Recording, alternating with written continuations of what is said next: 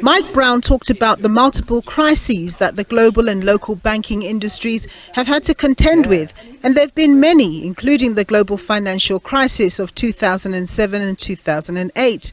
But he rates the COVID pandemic health emergency as one of the most serious challenges he had to face as a leader.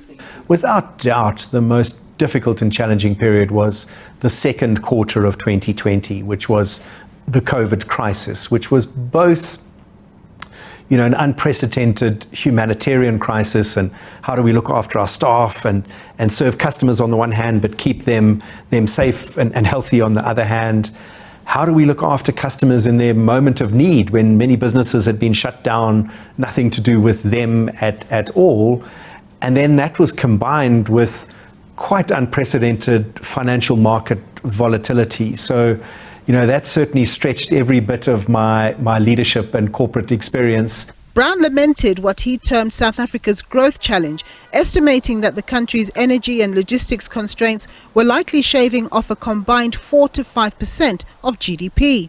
Growth in 2023, GDP growth 0.6%, forecast for the next 2 years maybe at 1 to 1.5%. And that level of GDP growth is simply insufficient to generate enough tax revenues for the fiscus to have enough money to finance the public service, the infrastructure requirements of our country, and the social safety net that we have, without continually borrowing. And South Africa's debt levels are really high. So fundamental to all of that is our growth challenge. Reflecting on lessons learned from leadership for the best part of 2 decades, Brown says promoting a positive culture in an organization is vital to ensure successful outcomes. About culture, values, and people.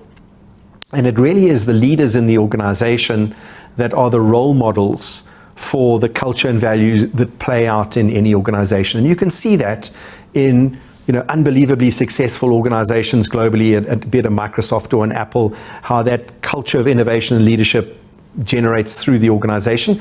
You can also see it in organizations that are unsuccessful, if it was a Steinhoff or an Enron, largely as a result of the culture of the leadership group permeating downwards. So I think, this focus on the importance of that nexus between leadership, culture, and values is absolutely vital. Brown said good leadership was about maximizing the talent you're surrounded by to achieve one's mandate, and urged humility at the same time. Of Greater South Africa Inc., he expressed a level of optimism that the partnership between government and the private sector to fix energy and logistics constraints would prove effective in the long run. Nompumelelo Siziba, SABC News, Johannesburg.